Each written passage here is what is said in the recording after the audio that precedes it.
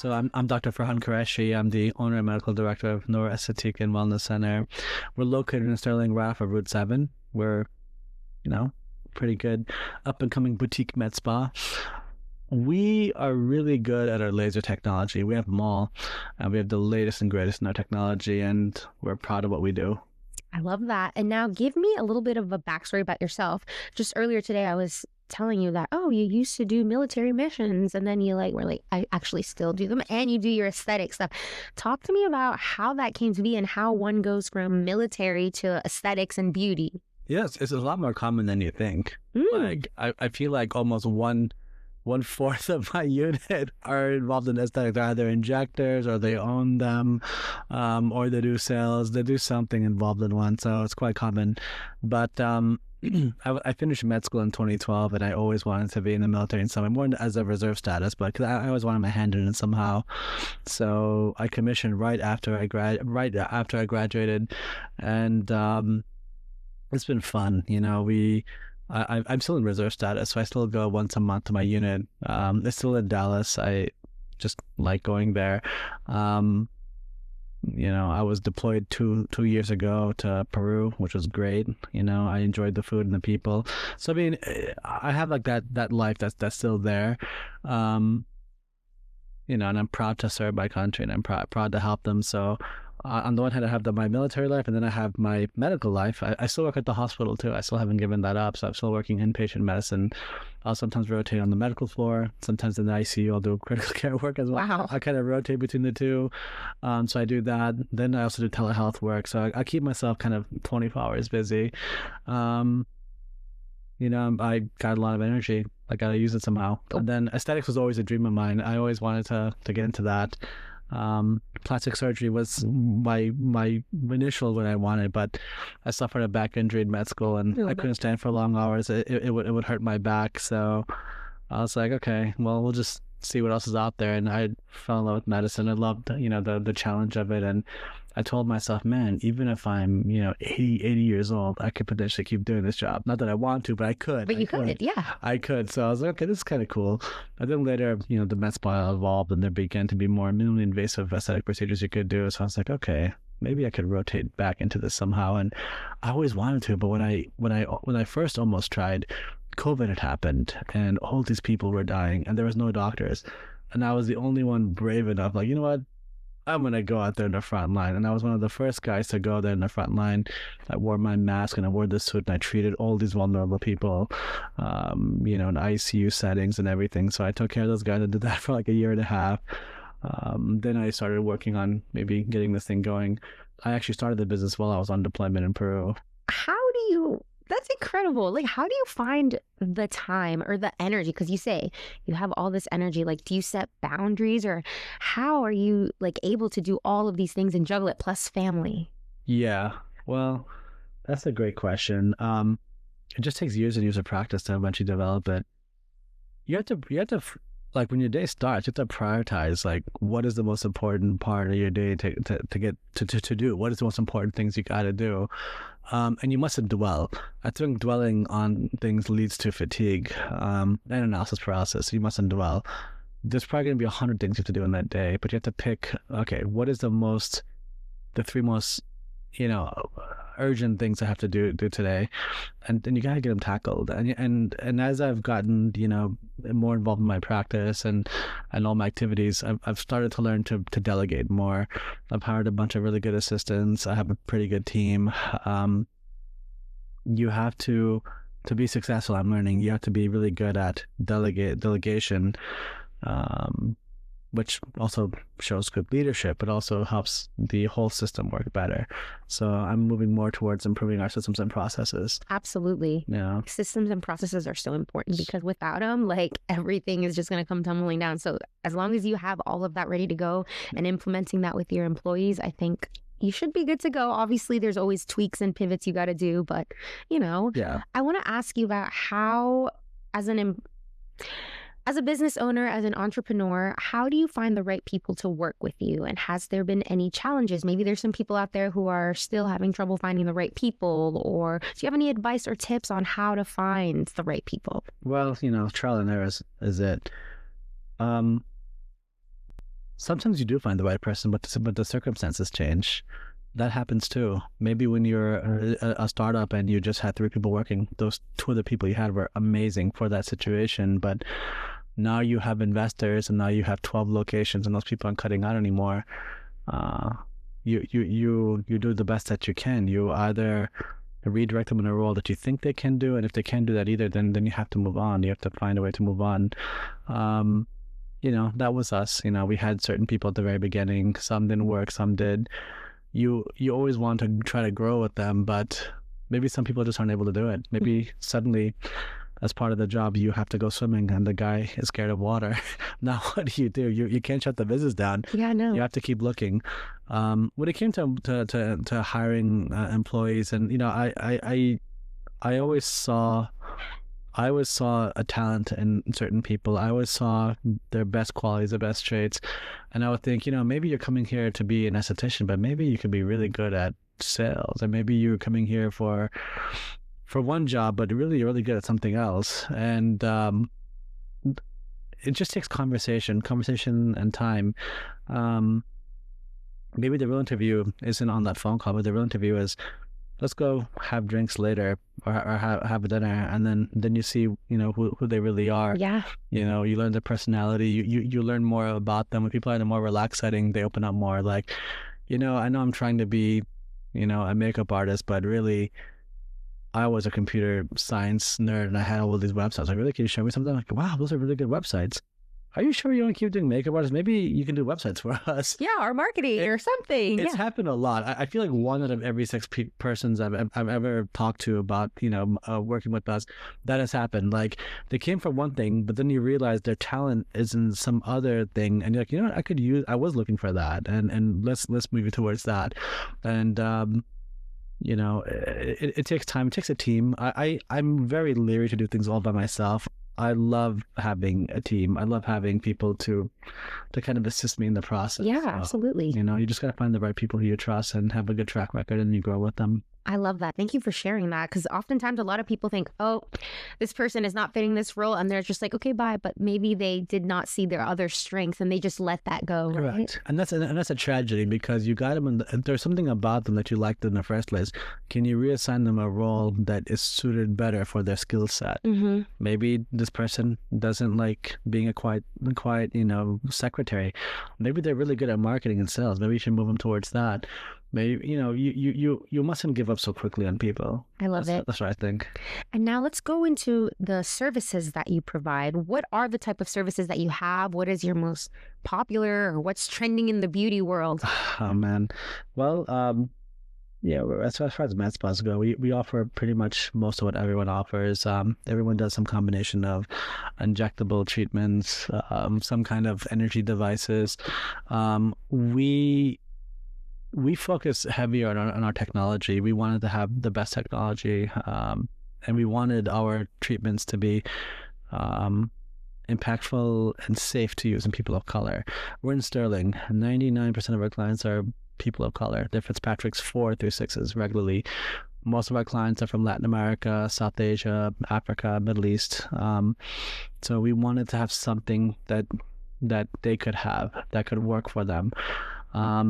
Our lasers are quite effective. To the credit of the manufacturer we bought it from, they agreed with what we were trying to do, and they had specialized training in how to utilize this technology for people of color, and that was a big focus of ours, and we've done quite well. Yeah. I think our most popular treatment is with pigment correction. Our Pico laser is very popular, and we just unveiled the new carbon peel.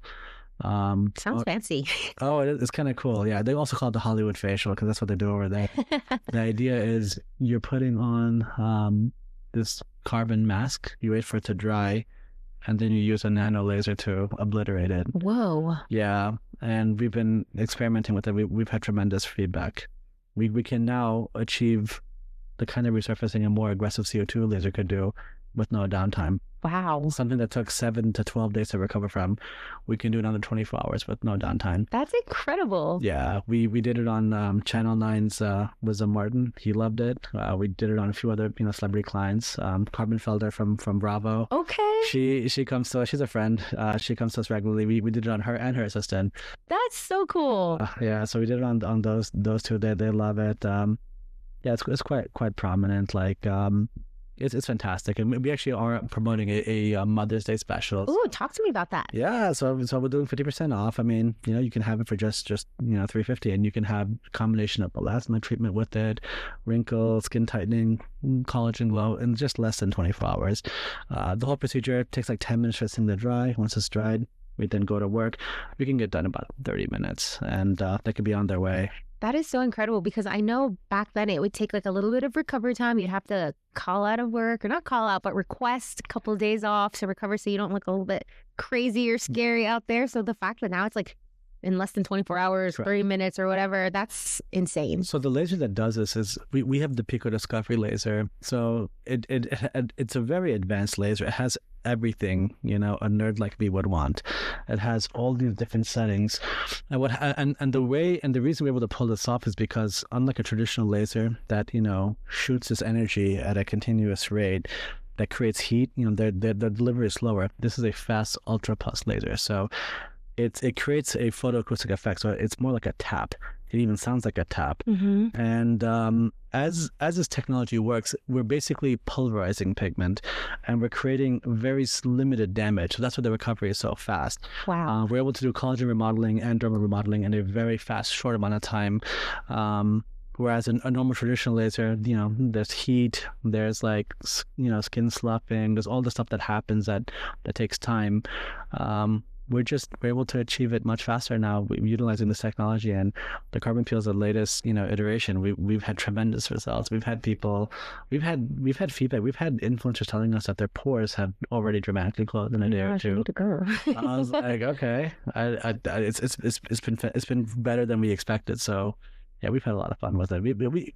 What's nice about aesthetics is that it's a very fast-moving industry, so there's always a new kind of... The latest new thing, yeah. Yeah, they don't always pan out. They don't always pan but they're out. trying. There's something out there. Someone's trying.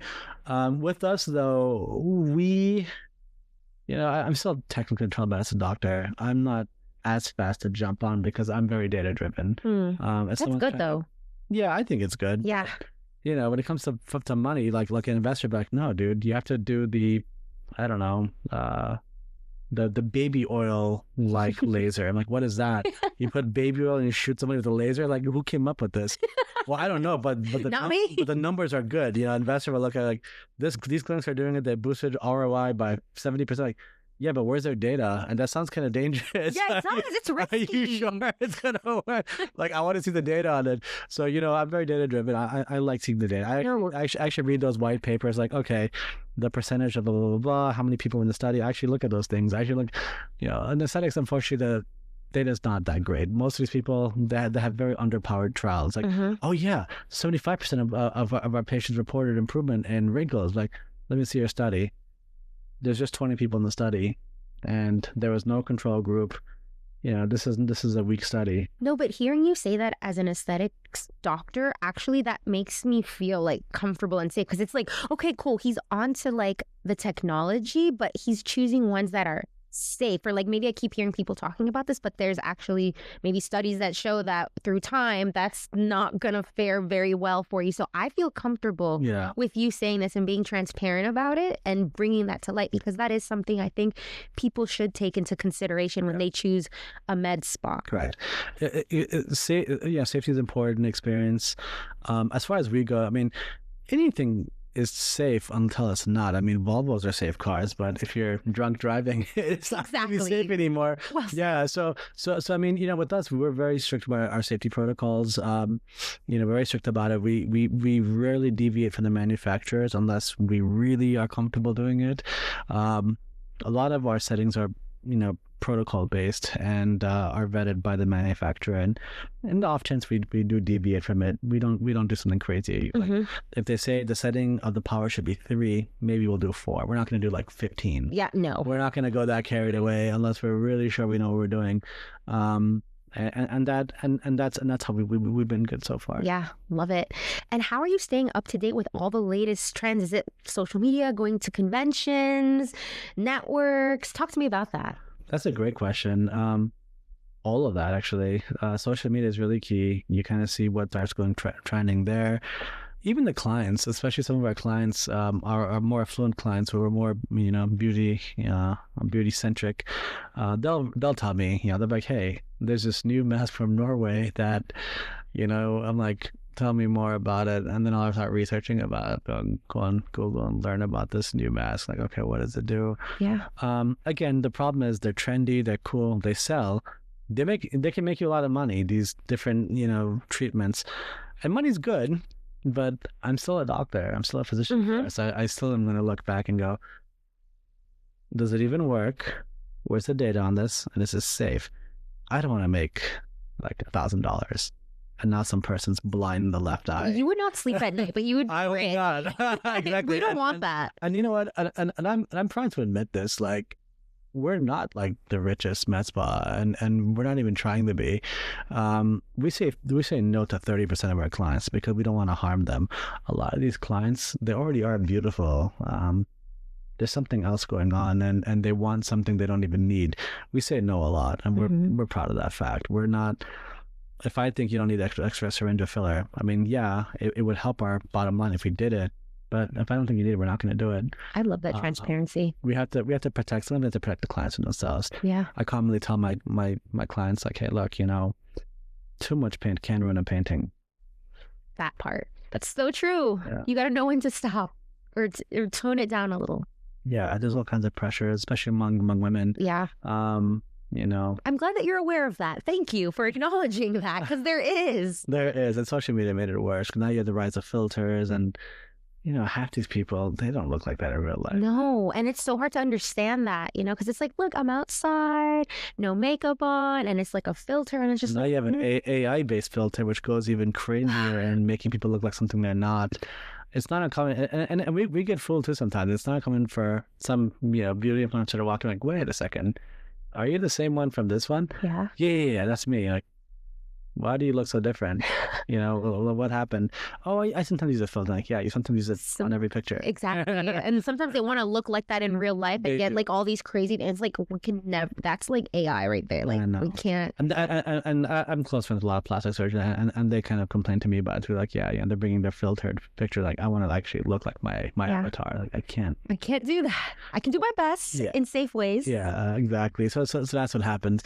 But we do the best we can. I mean, what I tell my staff is, we're in the beauty business. We're actually more in the confidence business. If obliterating this person's mole or their melasma makes them feel better, makes them more confident, makes them, get that job promotion or date the man or woman of their dreams. Yeah. Let's give it to them. Yeah. But I don't want to put extra filler and make them look like a duck. Yeah. Because this other girl who's popular did it, and maybe she's popular because she has a great personality. Maybe it's not her lips, but she thinks it's her lips. Yeah. You're misfiring. Misfiring, Absolutely. And it's like the blurred lines between all of that. I do want to say with social media, I feel like so many people have access to that now. Obviously, it's in their pockets, and younger kids. Have you noticed that younger people have been coming in, or like maybe high school students, but not like for crazy procedures, but maybe they're thinking about it? Oh yeah, it's happening. I have friends who have med spas in Dallas. I go there every month for my military drills. So what's happening out there is all the rich guys, they're signing waivers and sending their 16 and 17-year-olds for Botox early. Oh my. Why are you sending them for Botox early? Because there is data that if you do it earlier, it prevents long-term wrinkles. So now you have 16 and 17-year-old kids. We don't have any yet, but I'm sure it'll come. Yeah, one day, some rich guy will send his 16-year-old to us. But no, I mean, it's happening out there. So they sign a waiver and they show up after high school and they're getting Botox done. That's wild because they're so young. It's kind of sad because it's like, you guys are so young. Maybe do it a little bit older. And of course, like, no judgment, but it is wild. Like, we don't want to judge, but it is wild. They're young. They're 16. Like 16 is old enough to kind of know generally what you're doing. Botox isn't anywhere as dangerous as high school drinking, So there is that, and if That's fair. they want to have a passion for it, I think it's all right. Yeah. There is a fine line between self-preservation versus, overdoing it. Body Absolutely. dysmorphia. Oh, yes. There's that line, and those body dysmorphic people, those are the ones that'll keep you up at night. Yes, poor things. It's like no matter what happens, like you just always feel that. That's why I tell my team, if you think we shouldn't do it, just tell them we shouldn't do it. I'm not gonna get mad. I'm not gonna get mad that we didn't sell an extra syringe or we didn't sell an extra package or something. If the answer is no, the answer is no. Yeah. That's okay. I love that. I love how transparent you are. I do want to mention that you got Northern Virginia here Best Med Spa in 2024, awarded by Best Review. How does that feel that you're being recognized and acknowledged with your team and your business and the type of services that you're doing out there? It feels good, man. It feels good. And it's crazy. Like we're such a small little practice. We're just a few people. We're so small. We don't have the size and the cash advantage our competitors do, and we make a lot of noise for us, tiny as we are. We're tiny little beasts, but we've had a great time. We've landed some celebrity clients too. I mean, I had an actress from Sex and the City who had been coming. Who? Not one of the main ones, one of the Still. side characters, but yeah, we had her coming in. She's cool. If you had said Cynthia Nixon, I would have passed out right now. Yeah, no, it wasn't them. It wasn't the main four. That would have been awesome. Maybe they'll recommend. One day. Yeah, no, we haven't gotten into the main one. It was a side character, but we landed her, and then we've landed like a few people. We have Wisdom Martin from Channel 9 News comes over. He's very nice. He comes over. We have some of the commanders guys coming over, retired and current. Yeah, so we have these kind of connections coming in. Yeah. But yeah, I mean I think our technology has been great. I think our service is really good too. Yeah. It's more personalized. The larger places, they forget about you. You kind of lose that touch. Correct. With us, it's just the same, 3-4 people over and over again. And, I learn about everybody. I learn about everyone. Even if I'm not there, I learn about them. I read the notes. I read about them. I study them. A lot of the good fit examinations I do either in person or virtually, or my PA does. So I find out about everybody. And it's Northern Virginia. These are all interesting people. One person is a manager for some singer. Another one is a defense contractor who's selling missiles to some country in the Wow. Middle East. I mean, the consultation process gets hard because you get distracted by their personal stories. Yeah. Like, oh, nice to meet you. So what's your concern? Oh, I have acne. Okay, great. So and then you ask, do you go through the checklist? Okay, social history. So what do you do for work? And the guy goes, well, I'm a producer for some Hollywood film, and I did oh, which one? More. I mean, you get distracted. You learn about all those cool things. That's so cool. Yeah, it's awesome. Like you kind of learn about their stories. Their personal stories are very interesting. I'm sure. I'm sure you've heard so many. Like I would die to be a little fly on the wall there sometimes. Yeah, we had a former. She was on a women's soccer team. Which country? She was from Japan originally, but she was on the women's soccer team, I think, for the U.S. and one of the. She has such an interesting story. She is so cool. We get her. I feel like you should start a podcast, but obviously, for those who would want to volunteer to speak, I don't know. I would love to. This is my first one. We're seeing how it goes. Yeah, I've always wanted to try it out and see. Maybe I should start one day. Yeah, you can ask us for tips and stuff. We'd be happy to help. I'd love that. I'd love to do that. Is there anything that I have not touched on that perhaps you would like to get out there and share with your audience, our audience, or whoever about your business, your personal life, your industry? You have the floor. Okay. Well, definitely would love to have you guys come over to Noor Esthétique Wellness Center. We have all the latest and greatest technology. Our technology is very vetted and it's very science-backed, and it's safe to use in people of color and in everybody. And it's quite effective. Yeah. So the Mother's Day Special is a big one. You can check out the carbon facial. Guys and girls, everyone can benefit from it. Active acne, it's not good for active acne. We can always avoid those lesions, but acne scars, wrinkles, melasma, anything in general that you would want treated, you can do it, and you can have it for zero downtime. Mm-hmm. I love that. And where's the best place that people can reach you at? Is it through Instagram, Facebook? Your main website has all those things where people can find it? I think the best starting points are our social media. We're most active on that. Noor Esthétique, so it's NOORESTHETIQUEWC. Yeah. But the website is glowwithnoor.com. So it's glow with all the W's are included. So glowwithnoor.com. NOOR. That has all our basic information, our services, and our membership information as well. A fun fact about the name, Noor. I was just about to ask you that. I'll let you tell the story. So Noor in Arabic refers to, usually like beauty. It literally refers to light. So people use it as a term of endearment. Like you would see a beautiful person and you say, I could see the Noor from your eyes. You compliment them. I actually named it after my son. My son, that's his name. His name is Noor Yahya. So I named him I named it after him. So that's so beautiful. He's a very beautiful kid. He's 2 years old now. And he saw some alpacas a couple days ago. Yesterday, yeah. Yesterday. Checked out the alpacas and we had a great time. He loves petting them. He loves animals.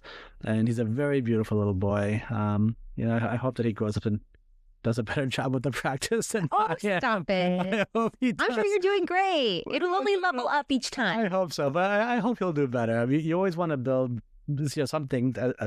You always want your next generation to build up what you started. Yes. If you built a one-story house, you want the kid to grow up and build 4 more stories. Yes. That's what you want. So, I named after him, and I chose esthétique as a French for aesthetics. So, I love that. I like French. A little je ne sais quoi for the name. Yeah, exactly. And a beautiful story. And I didn't know what Norman. I knew you had named it after your son, but I didn't know the meaning behind it. So that was cool to find out. So that's right. So a lot of and it just so happens a lot of people who happen to carry that name are very good looking. I've never met an ugly Noor. I never have. Well. They're all like very pretty girls and boys, and they all look very good.